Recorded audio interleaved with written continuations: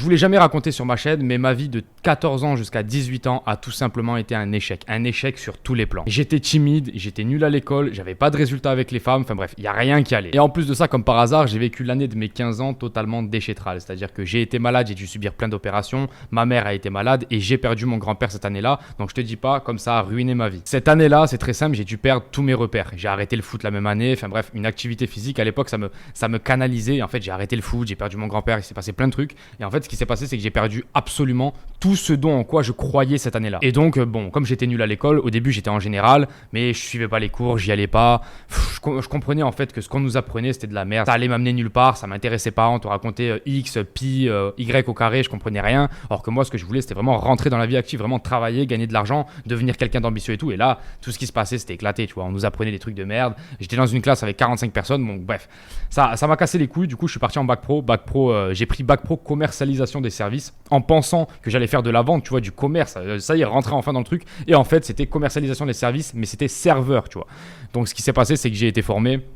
J'ai servi dans les plus grands hôtels du sud de la France. J'ai même vu Gad Elmaleh un jour, j'ai servi Gad Elmaleh. Enfin bref, il s'est passé plein de trucs comme ça et je me suis retrouvé totalement perdu. Pourquoi ? Parce que ça me plaisait pas. J'ai compris très rapidement qu'il y avait tout le monde qui me donnait des ordres, ça me cassait les couilles. J'allais pas gagner grand chose, donc je me suis retrouvé totalement perdu. Comme à chaque fois que tu te retrouves perdu dans ta vie, tu vas te rediriger vers le plaisir rapide, la dopamine. Et c'est vraiment à ce moment-là, bon, j'étais déjà addict au porno depuis l'âge de mes 13-14 ans. Tu vois, quand tu tombes dedans, tu y vas tous les jours, tu sais pas que tu es addict, mais en fait, c'est une addiction. Et en fait, là, je suis vraiment retombé dedans. Tu vois, je me rappelle à 16h, comme j'étais pas heureux, je tombais dans la dopamine rapide. Donc à 16h, je bouffais des cookies, je bouffais que de la merde. Je m'aimais beaucoup. Je prenais un paquet entier et je bouffais des cookies. Enfin bref, c'était horrible. J'allais sur du porno. Je faisais pas forcément de sport. Je croyais pas en l'avenir en fait. Donc quand tu crois pas en ton avenir, tu vas pas faire des choses positives pour le long terme. Ça, c'est un truc que j'ai compris aussi. C'est une clé qui m'a appris énormément dans ma vie. C'est qu'à partir du moment où tu vas avoir une vision long terme, tu vas commencer à mettre des petites actions en place pour avancer. À partir du moment où tu ne crois pas au long terme, tu vas faire que de la merde. Tu vas bouffer des cookies, tu vas aller sur du porno, etc., etc. Et pourquoi tu veux la dopamine rapide ? Tout simplement parce qu'en fait, ta vie n'est pas soutenable. Ma vie, je la kiffais pas, j'étais timide, j'aimais pas mon physique, j'étais pas bien dans ma peau, et donc j'avais pas de but, tu vois. Donc comment tu voulais kiffer ta vie ? C'était pas soutenable. C'est un peu comme les mecs qui sortent et qui vont en boîte de nuit, c'est qu'en fait, ils ont pas de vie soutenable. Ça leur permet de s'évader. Je me rappelle un jour, je fais ce stage, du coup, à Novotel, à Avignon, où là, vraiment, je touche le fond. Vraiment, c'était addiction sur addiction. On était là avec le collègue de la chambre, on faisait que fumer des joints. Enfin bref, c'était éclaté au sol, on a balancé un caillou. Enfin bref, on avait fait que de la merde. Et ce stage-là, ça avait été vraiment un déclic pour moi. Je m'étais dit, putain, je suis obligé de changer. Ça ne peut pas se passer comme ça. Si je continue, je vais vraiment avoir une vie déchétrale. Et je suis très très mal parti. Pourquoi ? Parce que c'était addiction sur addiction. Et quand tu es dans les addictions, tu comprends que tu fais de la merde. Tu le sais au fond de toi-même. Donc je suis dans ce stage-là. Et au final, bon, je rentre chez moi, ça se passe mal. Je me fais même virer du stage. Je pars 3 jours avant la fin. Et du coup, je suis avec mes potes. On fait une chicha FIFA. Tu vois, donc on était devant la télé en train de jouer à la PlayStation à l'époque. Et là, il y en a un, il commence à se chauffer, il commence à dire, bon les gars, celui qui perd le FIFA, il va boire un verre de whisky. Tu vois, mais le verre de whisky, il était petit à la base. Sauf que, bon, il y en a un qui perd, il boit son verre de whisky. Et moi, je joue, j'étais nul à FIFA, je jouais jamais, tu vois. Donc j'arrive, je joue et je commence à perdre. Il me sert un verre de whisky comme ça. Frérot, moi je lui dis, mais frérot, jamais de la vie je bois ça, je vais finir comme ça électrocuté contre un arbre, tu vois, ça va mal se passer pour moi, tu vois, mon foie il va pas accepter. Surtout que moi, je commençais déjà un petit peu à aller au sport, c'est-à-dire à courir le matin, j'aimais bien courir, moi qui avais fait beaucoup de foot, j'aimais bien courir, tu vois. Donc je lui dis non, c'est pas possible. Et là le mec s'énerve, pourquoi ? Parce qu'il avait bu du whisky, et il s'énerve, il était grand, tu vois, il était costaud à côté de moi qui n'avait pas du tout de résultat. Comme je t'ai dit, j'étais tout fin, j'étais petit, enfin bref, j'avais rien pour moi, tu vois. Donc je commence à stresser, je commence à me dire putain comment je gère la situation. Le mec est en train de m'agresser, en gros il voulait me fracasser, tu vois. Et c'était mon pote, c'est juste qu'il avait bu et il faisait n'importe quoi. Et là je me suis senti sans défense, je me suis dit putain mais c'est pas possible, tu vois. Donc là, ce que je fais, c'est que je me lève, vas-y, je me casse, tu vois. Et eux, je les ai plus jamais revus de toute ma vie. C'est-à-dire que c'est des potes que j'ai plus jamais revus de toute ma vie. Ça m'a fait un déclic. Donc là, je rentre chez moi et là, quand je rentre chez moi, je me dis putain, mais Val, comment ça se fait que t'es autant une merde comme ça, t'arrives même pas à te défendre, t'as pas d'avenir, tu fais rien de ta vie, comment ça se fait, comment c'est possible ? Donc là, j'entame une transformation. Le lendemain, je me réveille et je me dis putain, Val, faut que tu fasses quelque chose. Parce que ça m'avait traumatisé, j'avais mal dormi et tout. Ça m'avait traumatisé, je m'étais dit putain, je peux pas. La prochaine fois que je veux qu'il se passe comme un truc comme ça, je veux pouvoir me défendre. Au moins me défendre. Je te dis pas fracasser le mec ou quoi, mais au moins me défendre. Tu vois, là, c'était pas possible. J'étais vraiment trop frêle et trop petit. Donc, ce que je fais, c'est que Je regarde sur internet et tout, et à l'époque c'est marrant parce que c'était les débuts de Thibaut InShape. C'était août 2014 et il avait dû sortir 2-3 vidéos.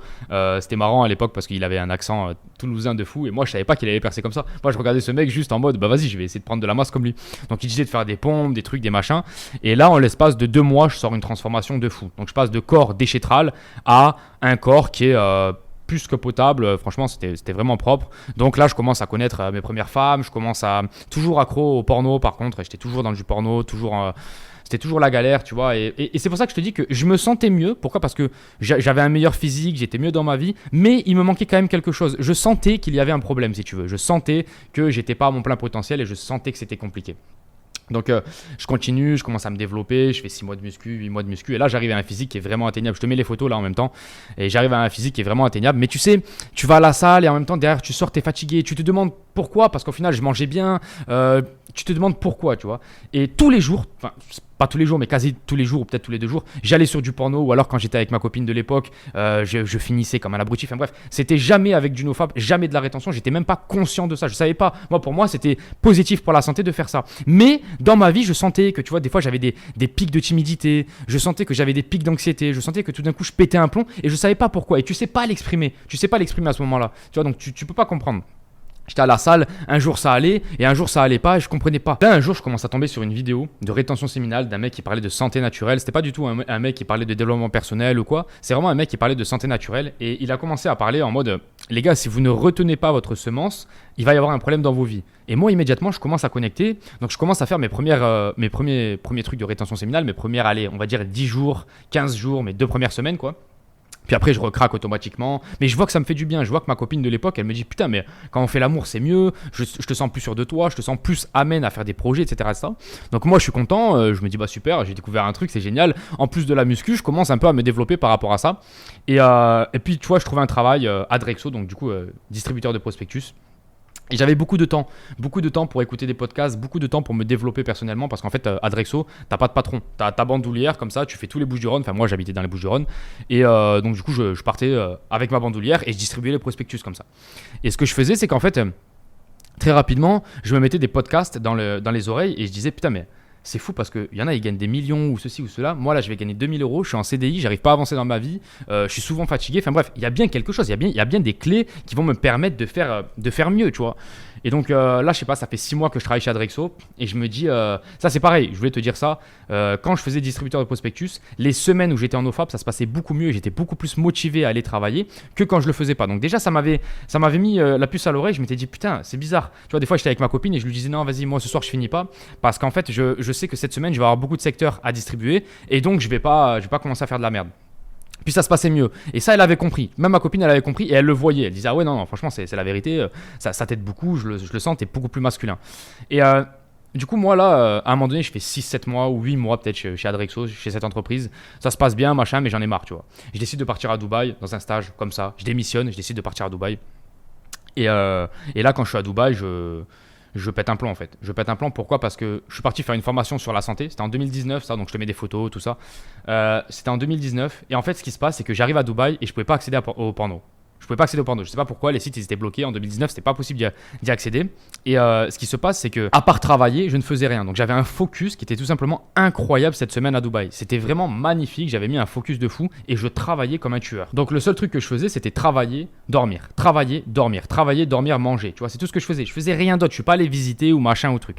Et un jour, je suis dans un ascenseur et je trouve une femme qui parlait français. Je vais pas dire de quelle nationalité, ça va foutre la merde et tout, mais une femme qui parlait français, c'était une escorte, tu vois. Moi, j'avais rien fait depuis 8 jours. La meuf, elle commence à me parler et elle commence à me dire, bah écoute, machin, moi je suis de tel pays, bah si tu veux, moi je travaille ici, machin. Je lui dis, mais comment ça tu travailles ici? Et elle m'explique qu'elle est escorte, machin. Et je lui dis, bah non, moi ça m'intéresse pas, machin. Et après, quand je rentre dans ma chambre, j'étais en mode totalement déboussolé. C'est-à-dire que ça faisait 8 jours que j'avais rien connu de sexe, de porno, de machin. Et j'avais ressenti des émotions qui étaient totalement folles. C'est-à-dire que j'avais ressenti une excitation, je sais pas, un truc bizarre, tu vois. Genre en gros, je voulais plus travailler derrière. Une montée de la dopamine. En mode, je pensais plus qu'à ça. Et là, immédiatement, je fais le lien. Je me dis, quand je rentre de Dubaï et tout, je me dis, putain, mais attends, t'as analysé ce qui s'est passé à Dubaï? C'est bizarre parce que t'étais totalement focus, t'étais totalement dans ta bulle, t'étais super content de la vie que t'avais. Il s'est passé ça, t'as ramené la sexualité dans ta vie et tout est parti en couille. Et donc là, vraiment, ça commence un peu à s'accentuer, ça commence vraiment à rentrer dans mon crâne et je me dis putain, mais c'est bizarre, faut vraiment faire quelque chose. Donc là, je commence à partir de Dubaï et je commence à enchaîner les nofap de, je sais pas, on va dire 15 jours, 3 semaines, un mois. Des fois, je vais jusqu'à un mois et demi et je vois que ça se passe bien, je vois que ça se passe beaucoup mieux avec ma copine. J'ai beaucoup plus d'appétit, j'ai beaucoup plus de tout en fait. Tu vois, je vais beaucoup plus à la salle, je suis déterminé. Et dans mes projets, je commence à développer des business en ligne parce que vraiment, j'avais faim, tu vois. Je commence vraiment à sentir autre chose. Donc au début, je fais du MLM.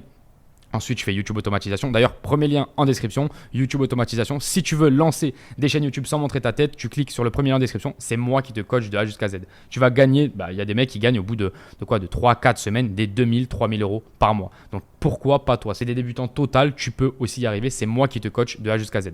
Donc, va voir, premier lien en description. Donc, ce que je fais, c'est que je commence à développer des chaînes YouTube, machin, truc. Et ça marche. Et tu vois, j'étais vraiment dans une intermittence. C'est-à-dire que des fois, j'étais en nofap, des fois, je ne l'étais pas. C'était pas vraiment inclus dans ma vie. Mais je commençais vraiment à l'installer de plus en plus. C'est-à-dire que, je sais pas, en 2018, je faisais un peu de nofap. En 2019, c'était de plus en plus. Et là, en 2020, 2021, c'est là où j'ai vraiment touché l'expertise, on va dire, vraiment à comprendre mon corps, comment je peux vraiment l'insérer dans ma vie pour devenir une meilleure personne. Et là, ça a vraiment été intéressant.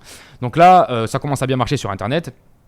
Donc moi je te dis, je fais des petits nofap, ça avance, des fois je vais sur du porno, des fois j'y vais pas, mais je reste quand même dans une addiction, ou si tu veux, j'y vais pas tous les jours, mais j'y vais, voilà, je sens que des fois ça craque, et puis quand j'ai le moindre problème d'énergie, ou je suis un peu fatigué ou machin ou truc, j'ai un problème dans ma vie, bam, je vais sur du porno, tu vois, donc ça reste une addiction. Puis là, donc ça marche bien mon business, je me sépare de mon autre copine, et je vais direction Cancun. Moi je me dis, vas-y, tu sais quoi, let's go. Bon, à la base j'étais parti à Malte, et Malte ça m'avait saoulé, j'avais trouvé ça bien, mais il y avait que des gamines de 18 ans, donc moi je suis parti à Cancun, à Playa del Carmen, Tulum, tout ça pour ceux qui connaissent. Et là, je découvre ce qui s'appelle le non-nofap total, tu vois. Et puis je me perds. Je vis des mois exceptionnels en termes d'émotions, mais tellement déchétral et tellement malheureux en termes de personnel, tu vois. C'est-à-dire que ce que je vivais au quotidien, c'était tellement triste et je me sentais pas bien, tu vois. Mais je sentais que ce que je vivais, c'était une vie de fou. Par exemple, je voyais des Argentines, je voyais des Colombiennes, je voyais des Vénézuéliennes, enfin c'était incroyable, des Mexicaines, tout ce que tu veux. Je sortais tous les jours en boîte, je buvais de l'alcool, enfin bref, une vie qui était un petit peu déchétrale. Mais en même temps, avec des moments de fou, j'ai des souvenirs incroyables de cette période-là. Donc vraiment, c'était sexe très souvent, enfin bref, c'était la galère quoi. C'était la galère et j'arrivais plus du tout à me concentrer. Et là, j'arrive au bout de 7-8 mois où je me dis putain, mais là, tout ce que tu as fait, c'est bien, c'est cool. J'ai vécu la vie de rêve, mais mes business, ils avançaient pas. Tu vois, j'étais pas vraiment focus, ça avançait pas. Et là, je comprends et je me dis putain, c'est ça. Tu as trop mis l'attention sur quelque chose qui va te faire perdre ton énergie et donc ton attention. Et donc là, je me dis quoi? Je me dis, vas-y, tu sais quoi? À l'époque, je t'avais parlé d'Ismaël dans une vidéo. Ce mec-là, je commence un peu à m'éloigner de lui et je commence à aller dans une résidence à Playa del Carmen qui est magnifique, qui s'appelle Playa Car. Et j'y habite pendant 1 mois et demi. Et là, je me refocus sur mes business et je vois zéro meuf. Zéro meuf pendant 1 mois et demi. Et là, je comprends que c'est un truc de fou. Ça fonctionne super bien. Et vraiment, le nofap, ça va être vraiment la clé pour les prochaines années si je veux aller chercher des résultats. Mais c'est pas le nofap dans le sens où c'est magique, c'est machin. Même si moi, je trouve que ça rapporte énormément de créativité et de discipline, c'est pas par rapport à ça. C'est surtout de garder ton attention pour des choses qui sont positives. L'énergie sexuelle, c'est 100% de la pensée d'un homme. C'est-à-dire que 100% de la pensée d'un homme, c'est fait pour procréer. À partir du moment où tu évites cette pensée-là, tu commences vraiment à te focus et à te concentrer. Et là, c'est ça qui est intéressant. Donc moi, à l'époque, je suis au Mexique et là, je commence à me dire, bon, tu sais quoi, il y a Ismaël qui est parti en Colombie, je vais aller le rejoindre. Donc je commence à le rejoindre, j'arrive à Medellín, moi c'est la première fois, et là je retombe dans le truc, tu vois. Je retombe dans le truc de ne pas comprendre qu'en fait la sexualité, c'est en train de me tuer, quoi. C'est en train de me tuer, je voyais des meufs partout, des Colombiennes, et en plus je gérais des belles meufs, tu vois, je vais te mettre des photos, je gérais des très belles meufs, et c'était très compliqué pour moi d'arriver à